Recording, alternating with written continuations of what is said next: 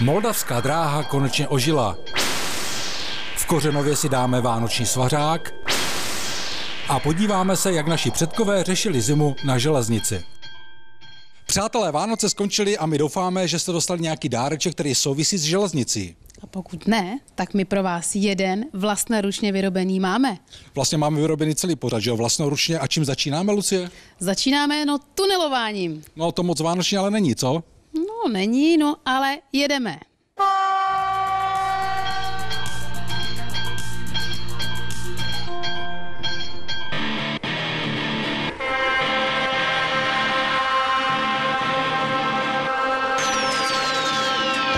Je pátek 16. listopadu 2018 a jižním tubusem nejdelšího železničního tunelu v České republice o délce zhruba 4150 metrů projel první oficiální osobní vlak. To viděli všichni v médiích. My vám ale ukážeme celou stavbu tunelu a také vás jim provedeme.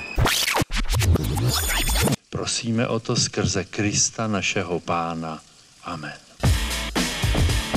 Vrátili jsme se do ledna roku 2015. Jak tradice velí, byla pro všechny, kteří pracovali na ražbě tunelu pod vrchy Chlum a Homolka, vyprošena boží ochrana a požehnání. Nechybělo uložení sošky svaté Barbory a práce moderním strojem TBM S799 začaly.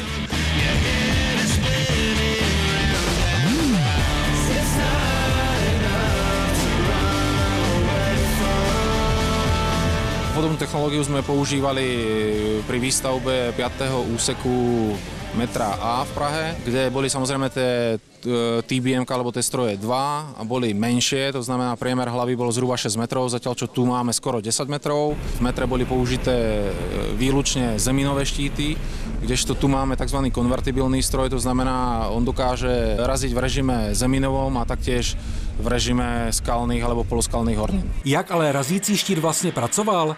TBM nejprve vyrazil 2 metry zeminy, zastavil se a pod obálkou štítu smontoval prstenec 2 metry širokého definitivního ostění, který umístil do čerstvě vyraženého úseku. Jakmile bylo okruží o vnitřním průměru 8,7 metrů a vážící 60 tun hotové, pokračoval štít stejným způsobem vpřed. Odtěženou horninu vyváželi na povrch pásové dopravníky. Stavba tunelu samozřejmě takto výjimečného přinášela i spoustu potíží. Nejprve tedy, než se samotnou stavbou začalo, tak přišlo to, co je povinné, to znamená archeologický průzkum. Archeologové tam našli velmi zajímavé nálezy, které se datují až 4000 před naším letopočtem. Archeologické průzkumy tedy způsobily zpoždění o rok. Pak se tady začalo se samotnou ražbou. Stavbaře zaskočil jednak abrazivita hornin a velké přívaly spodní vody, se kterými se tedy nepočítalo. I to způsobilo další zpoždění téměř o další rok. Nepřetržitě na stavbě toho tunelu pracovalo 200 lidí. V některých exponovaných měsících samozřejmě bylo nepřetržitě 400 až 500 lidí, takže to byla tedy mimořádná stavba z tohoto pohledu.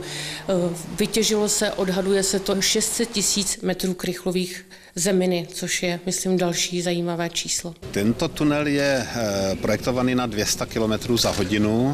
Je to vlastně budoucí zárodek těch vysokorychlostních tratí, tak jak jsme říkali. A v České republice zatím tunel této rychlosti nemáme.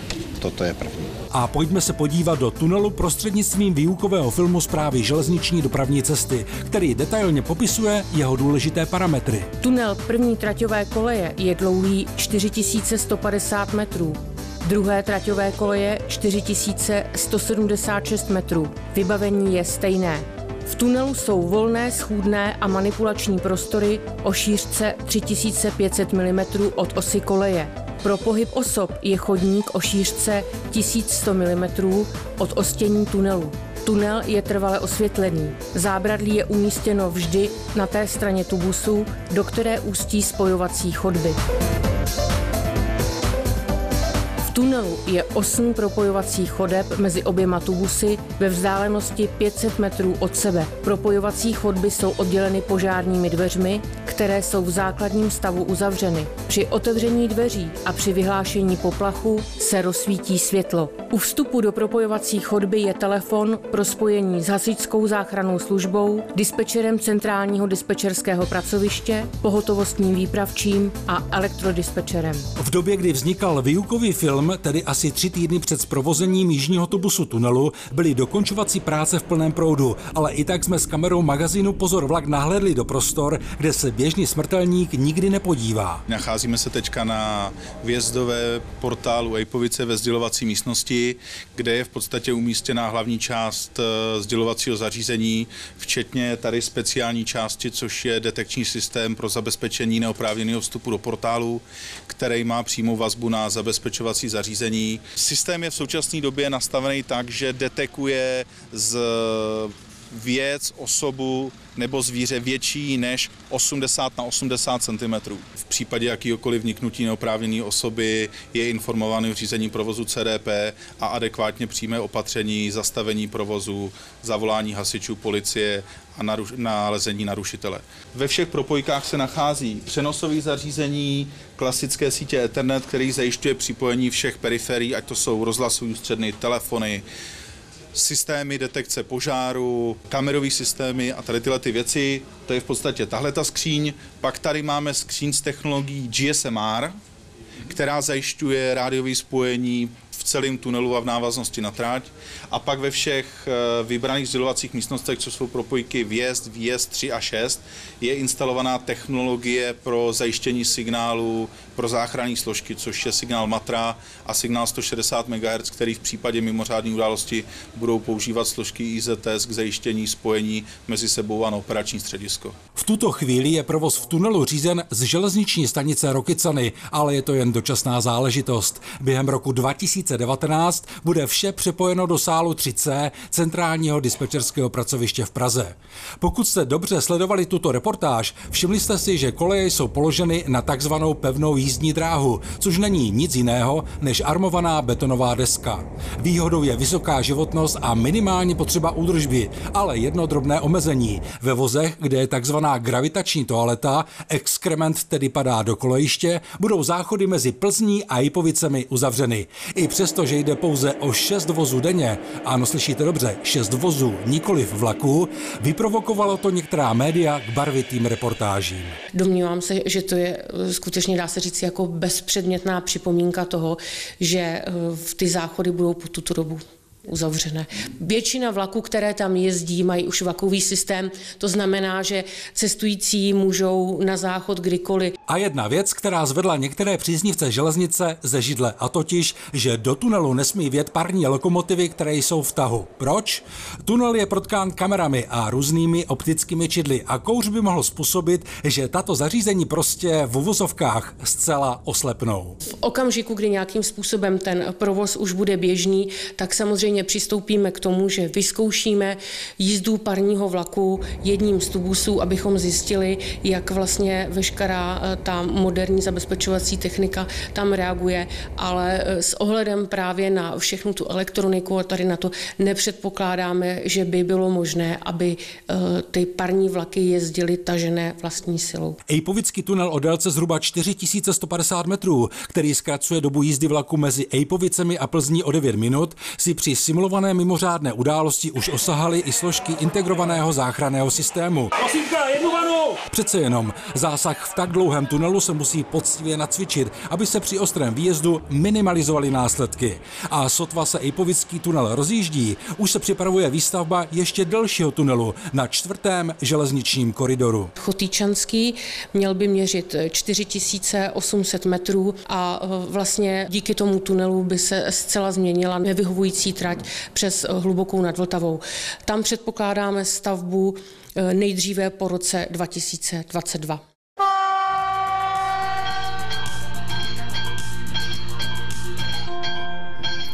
Je to rychlý přehled událostí na železnici. Nelogický a nepřesvědčivý. Takto krajský soud v Ostravě označil rozhodnutí okresního soudu v Novém Míčině, který zprostil viny všech 10 obžalovaných v kauze železničního neštěstí ve Studénce, které se odehrálo v roce 2008.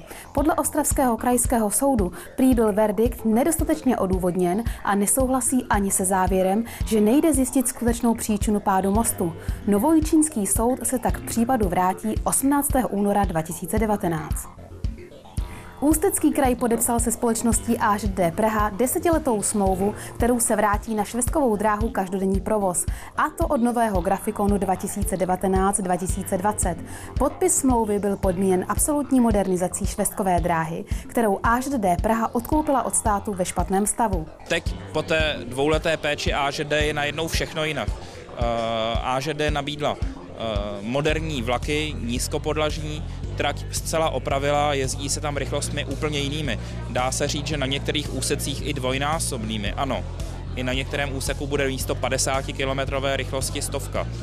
Takže Ústecký kraj v to vkládá velké naděje a věří, že ta železnice opět bude mít novou budoucnost. Je to první smlouva historii firmy, kdy se vlastně přihlašujeme i k železniční dopravě jako dopravci.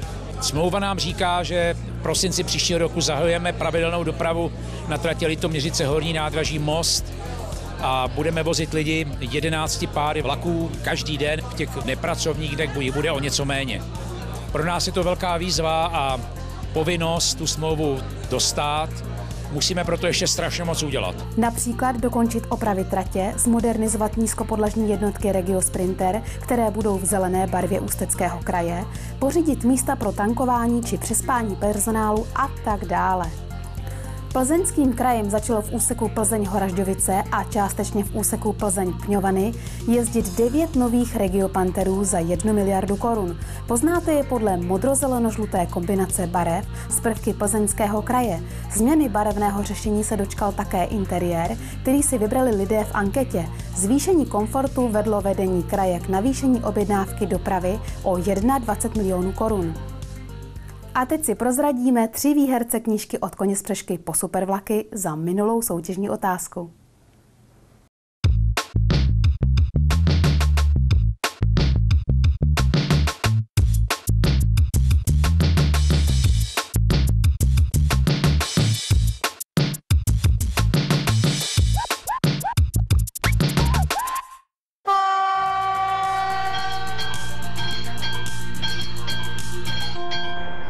Jakoby počasí v neděli ráno 18. listopadu vědělo, že se děje cosi mimořádného. Sluníčko nádherně nasvítilo bublajícího hurvínka a příznivce železnice na nádraží Mostě, kteří vyrážejí v rámci slavnostního obnovení provozu na moldavské dráze do 40 km vzdáleného nádraží na Moldavě.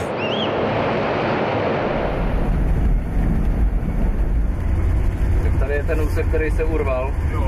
Slyšíte dobře, jsme v úseku mezi Mikulovem a Novým Městem, kde se v březnu 2017 sesunul svah a byl zastaven provoz. I když správa železniční dopravní cesty plánovala opravy a obnovení provozu do konce roku 2017, nakonec se ukázalo, že je celá situace mnohem komplikovanější a práce se protáhly o celý rok. Bylo to obzvlášť nepříjemný pro celou obec. Každopádně obec vylidněná, teprve potom jsme zjistili, kolik lidí vlastně tím vlakem jezdí, i když jsme si mysleli, že jich není moc. Byla vylidněná i z hlediska turistů, kteří jezdí autem, protože sem jezdili jenom proto, aby sem přijeli autem a pak si udělali výlet vláčkem. Skutečně ta situace nebyla vůbec příjemná a trvala hodně dlouho. Nicméně svah se povedlo stabilizovat, i když to přišlo nakonec na 64 miliony korun. Ti, kdo moldavskou dráhu ale důvěrně znají, tvrdí, že to byly dobře investované peníze. Moldavská dráha patří k nejoblíbenějším tratím jak v Krušných horách, tak si dovoluji říct, že v celé České republice. O tom svědčí fakt, že v okamžiku, kdy byl přerušen na moldavské dráze provoz v březnu 2017, nechyběla mezi městy a obcemi jediná, která by neusilovala o obnovení provozu na této trati. Moldavská horská dráha, 140. výročí, blíží se to Této dámě bude 140 let. V tuto chvíli je nutno připomenout, že trať, která byla oficiálně zprovozněna v roce 1885, je kulturní památkou pro svou technickou unikátnost. Vlaky zde totiž překonávají značné stoupání pomocí tunelů, viaduktů a hlavně díky úvraťové stanici v Dubí. I když dnes vlaky končí v Moldavě, do roku 1945, kdy koleje vytrhla Rudá armáda, jezdili až do německého Freibergu. Ovšem pozor, vypadá to, že bude Moldava s Německem kolejemi opět propojena a nádraží za hranicemi našeho státu opět budou sloužit svému účelu. Na příští rok se připravuje projekt z dotačních prostředků Svobodného státu Sasko, který doufáme, že bude schválen a dojde k realizaci. Byl by to velmi fajn počin, stejně jako zamýšlená oprava budovy moldavského nádraží, která se i přes snahy obce Moldava bohužel komplikuje. A přitom využití by bylo. Aby v něm byly věci, které nás budou zajímat, včetně samozřejmě muzea a připomínek dob minulých, ale zároveň i věci, které půjdou do budoucnosti a pomůžou tady místním lidem lépe snášet ten život, který tady na Moldavě je.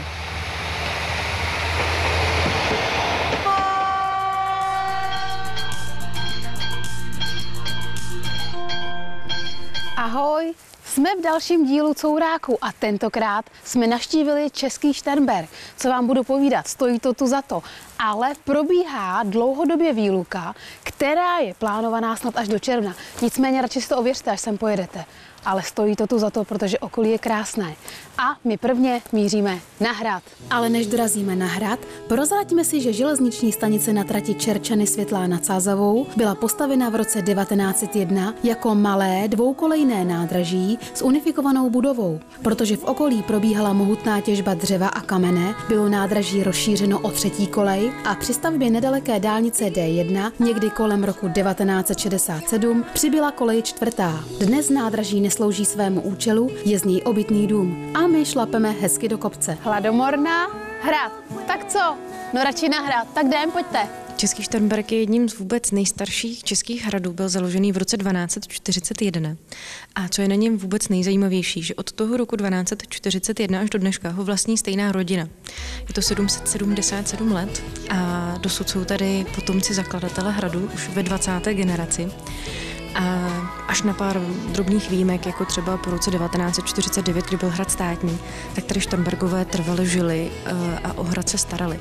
A právě i to, co návštěvníci uvidí, je velmi autentické, protože procházejí s naším průvodcem druhým patrem hradu, kde rodiče pana Šternberga bydleli právě až do zestátnění hradu v roce 1949. A když se sem po restituci pan Šternberg vrátil, tak nechal ty pokoje vrátit právě zpátky, jak si to ze svého dětství pamatoval. My jsme měli velké štěstí, že Zdeněk Šternberk byl právě přítomen na hradě a udělal si čas i pro magazín Pozor vlak. Takto například vzpomíná na výstavbu tratě pod hradem. Když se ta dráha budovalo a říkalo se, že ten úsek Ledečko-Kácov je jeden z nejobtížnějších, protože to těleso tratě vedlo přímo pod tou skalnatou stěnou toho břehu u Sázavy.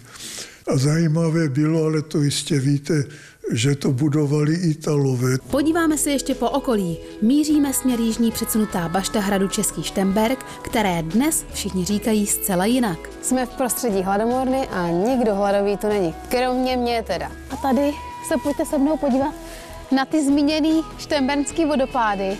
No, Juda chtěl, abych se koupala, jo, no, ale tak, to je prostě ono. A co vám budu povídat? Ráchala bych se, no, ale počkáme na léto, takže v červnu mě tady třeba najdete. Říká se jim také Šternovské kaskády. Jde o dva vodopády, vysoké asi 2 metry, s níž sousedí kaplička svatého Prokopa, původně světského kněze, později poustevníka a spoluzakladatele Sázavského kláštera. Kamarádi naši, jsme na konci putování. Nacházíme se na krásný železniční zastávce Český Šternberk. Ale vlaku se to nedočkáme, takže já mířím na autobus a nechám už na vás, jestli sem pojedete autobusem nebo počkáte, až výluky skončí. Nicméně já musím frčet, mějte se krásně a železnici zdar.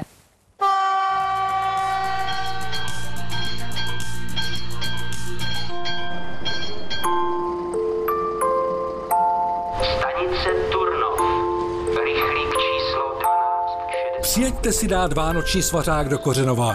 Takovou nabídku přece pořad Pozor vlak nemohl odmítnout. A tak jsme 8. prosince doplachtili do Turnova, kde nás čekal legendární motorák M152 0604, který jako zvláštní vlak vypravil kolejklub přes Liberec, Jablonec nad Nisou, Smržovku a Tanvald až do Kořenova. Náš motoráček byl vyrobený v roce 1983 vagonkou Studenkou. 1.3. byl předán do depa Plešivec a na Slovensku jezdil až do roku 2013. Koncem roku 2014 pak přijel do Turnova, kde začaly práce na jeho zprovoznění a uvedení do historické podoby. A v září 2015 byl poprvé představen veřejnosti při 150 letech Turnovsko-Kralupské dráhy.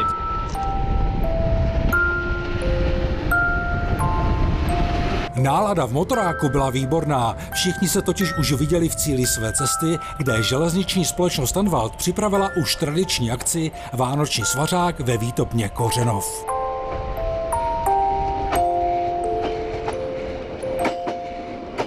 Takže teď jsme v nově opravené kořenovské výtopně, kterou když jsme opravovali, tak jsme vlastně chtěli, aby sloužila i víceúčelově, aby to nebylo pouze pro deponii historických vozidel, ale abychom zde mohli pořádat i různé kulturní akce. Takže jsme na akci Advent na Zubačce, je to už tradiční akce, kterou každoročně zde pořádáme. Můžete zde vidět vánoční stromeček, je zde adventní věnec, jsou zde modelové kolejiště, dát si můžete svařák, čaj, drobné občerstvení. Já se podívám, co o vás píšou nahoře v nebi. Tak pohladíš anděla, uděláš mu malá. Jak sami vidíte, nechyběl Mikuláš s andělem a koho si čert nevzal do pekla, mohl si prohlédnout stroje, které v sezóně jezdí po Zubačce z Tanvaldu do Kořenova, což jsou neskutečně hezké jízdy. Akce se mi líbí hrozně moc. Celé to vzniklo jenom díky nadšencům, kteří vzkřísili něco, co už neexistovalo. A protože jsem z Eisenboňácké rodiny, tak o to víc si to vychutnávám. Moc nám tady líbí, protože my sem chodíme pravidelně v létě, ty akce je jich 5. Výtopna je jinak otevřená vždycky v turistických sezónách, je to součást prohlídky Muzea Ozubnicové dráhy. Máme to nastaveno tak, že vlastně návštěvníci si mohou koupit vstupenku do muzea i s prohlídkou výtopny a pak s nima sem jde průvodce, který jim představí historická vozidla, která jsou zde deponovaná. Podívat se můžou i pod Zubačku, vidět Ozubnicové kolo, je zde vidět Zubačka ze Švýcarska, takže si myslíme, že to je docela pestré. A na závěr reportáže jasný vzkaz všem, kteří nejezdí vlakem. A dokud nebudete jezdit vlakem, tak já vás vezmu do pekla.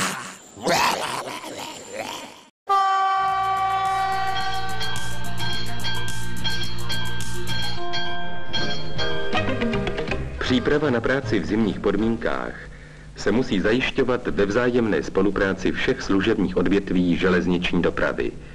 S přípravou je nutné začít už v letních měsících.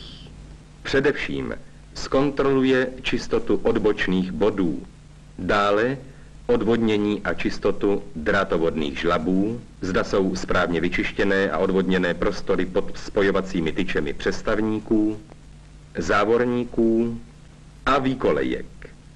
Zkontrolují čistotu štěrkového lože, izolovaných kolejnic a kolejových obvodů. Přesvědčí se, zda nejsou drátovodná táhla zarostlá travinou a porosty a zda neohrožují větve stromů a keřů nadzemní vedení. Ve stanici Praha Dejvice bylo, a není to tak dlouho, elektromechanické zabezpečovací zařízení. Některé jeho prvky v kolejišti jsme mohli právě vidět. Drátovody, přestavník s pružinou zvaný klepetáč a izolovanou kolejnici. Uvidíme také závorník, výměnový zámek a 4znaké mechanické návěstidlo. Po skončení komisionální prohlídky v obvodu celé stanice se píší účastníci zápis, ve kterém určí konkrétní termíny k odstranění jednotlivých závad a zjištěných nedostatků v souladu s termíny uvedenými v předpise D26. V rámci pravidelného školení je třeba každoročně seznamovat zaměstnance s technickou údržbou sdělovací a zabezpečovací techniky v zimním období. Velkou péči musíte věnovat těm částem zabezpečovacího zařízení, které jsou bezprostředně vystaveny náhlým změnám teplot a povětrnostním vlivům. Jsou-li tyto části zabezpečovacích zařízení nedostatečně udržovány a mazány, dochází k závadám, které mohou mít za následek nehodu.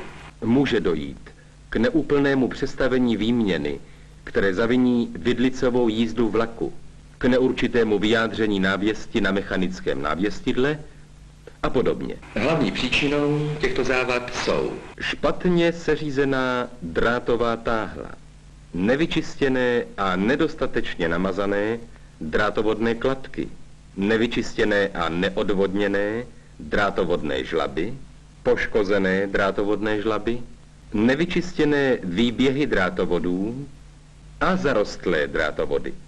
Tyto a jiné podobné závady způsobují těžký a nesprávný chod drátových táhel, případně nespolehlivou činnost zabezpečovacích zařízení.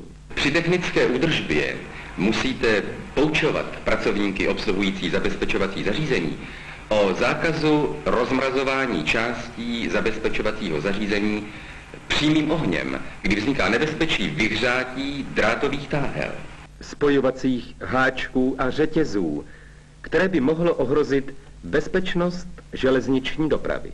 V případě použití proudového rozmrazovače nebo při rozmrazování ostrou parou pracovníky jiných odvětví v místech se zabezpečovacím zařízením je nutná vaše spolupráce, aby nedocházelo k poškozování částí zabezpečovacích zařízení. Proudové rozmrazovače s motorem ze stíhačky MiG-15 se začaly používat počátkem 60. let. Dnes mají jejich nástupce ještě železnice Slovenské republiky. Doprovodnými jevy nasazení tryskového motoru byly létající štěrk, ohořelé pražce a hluk. Pro rozmrazování částí zabezpečovacího zařízení je nejčastěji používána propanbutanová souprava. V průběhu zimního období je třeba dbát, aby pracovníci ostatních odvětví nepoužívali k odstraňování sněhu soli v místech, kde jsou izolované kolejnice a také kolejové obvody. Snižuje izolační stav kolejových obvodů a způsobuje silnou korozi částí zabezpečovacích zařízení. I dnes se vypracovávají tzv. Zimní opatření, jejichž podstatnou částí je dohoda se Správou komunikací o nesolení silničních přejezdů. Při technické údržbě poučí pracovníci odvětví sdělovací a zabezpečovací techniky dopravní zaměstnance o odlišné obsluze zabezpečovacího zařízení v zimním období. Upozorní je na možnost přimrzání jazyků výměny, na stlačený sníh mezi jazykem a opornicí, který může při násilné obsluze způsobit porušení úsmičného kolíčku výměnové páky nebo přepálení dohlédací pojistky. Současně upozorní dopravní zaměstnance, aby ve vlakových přestávkách přestavovali občas výměny, aby nedocházelo k zamrzání výměn. Pro zabezpečovací zařízení je nutné včas zajistit dostatečné množství maziva používaného k mazání zabezpečovacího zařízení v zimním období. Pro pracoviště, která jsou vybavena náhradními zdroji elektrické energie pro sdělovací a zabezpečovací techniku, je nutno včas zajistit dostatečnou zásobu pohonných hmot. Náhradní zdroje elektrické energie musí být seřízeny a schopny okamžitého provozu. V organizačně technické přípravě vypracuje určený pracovník sdělovací a zabezpečovací distance seznam dosažitelnosti vedoucích pracovníků, mapa rozmístění prostředků pro zásah při odstraňování případných následků zimních kalamit s vyznačením míst, kde se tvoří závěje. V technické údržbě před příchodem zimního období použijí pracovníci údržby k mazání všech kluzných částí zabezpečovacích zařízení maziv předepsaných pro zimní období. Důležitou součástí příprav na zimní období je prověření funkce stavěcího a rozvěšovacího zařízení, hlavních mechanických návěstidel a předvěstí, trhací zkouškou drátových táhel. U těch návěstidel, u kterých je zašlý nátěr, zajistí sdělovací a zabezpečovací distance před příchodem zimního období nový nátěr. Trhací zkouška drátových táhel se dělá dodnes. A říká se jí taky u světelných návěstidel, tam se ovšem pouze vyjme pojistka. Výběhy drátovodných táhel zajistí udržující pracovník před příchodem zimního období dřevěným krytem, případně jiným vhodným způsobem před vnikáním sněhu. Nejspolehlivější je zazdění drátovodných výběhů. Při údržbě kabelových závěrů zkontroluje návěstní mistr, zda jsou matky a šrouby řádně dotaženy a proměří izolační stav žil. Ve sdělovací technice přezkouší a opraví pracovník distance všechny přenosné telefony, které jsou v používání u sdělovací a zabezpečovací distance. Spojoví dozorci prohlédnou trasy nadzemních vedení, dokončí výměnu vadných izolátorů a zajistí výměnu vadných sloupů. Dále zajistí vyvětvení stromů a prostorů v blízkosti nadzemního vedení. Na vhodných místech ve stanicích a na stanovištích na trati připraví a uskladní sdělovací a zabezpečovací distance, dřevěné tyče na oklepávání námrazy. Příprava na práci v zimním období musí být ukončena nejpozději do konce měsíce října každého roku. Není-li předpisem D26 určen jiný termín. Nadzemní drátová vedení byla zpravidla rozkradena již v 90. letech. Zbytky byly sneseny většinou v prvních 5 letech nového tisíciletí. U vedení zůstaneme i příště, podíváme se zblízka na to trakční.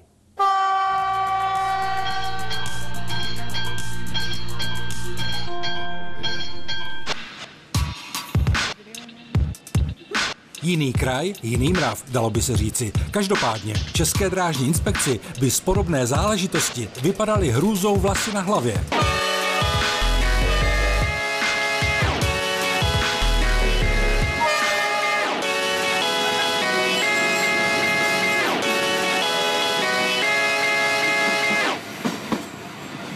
No, přátelé, my jsme v závěru. Určitě má Jura otázku. Jasně, ptáme se na to, ve kterém roce byla oficiálně zprovozněna takzvaná Moldavská dráha. Pokud víte, tak odpovídejte na adresy uvedené na obrazovce, a to do 15. ledna 2019. No a my se loučíme a... Železnici zdar! Přátelé, Vánoce skončily, doufáme, že jste dostali něco a nějaký dáreček, který souvisel s železnicí. A pokud ne, tak my pro vás jeden vlastnoručně vyrobený máme. Přesně tak, a co jsem chtěl říct, ani nevím. Tentokrát jsme přijeli do českého Šternberka. Co vám budu povídat, bohužel zde probíhá dlouhodobá výluka. Má být až do června, nicméně radši si to ověřte, až se sem navštívíte, až to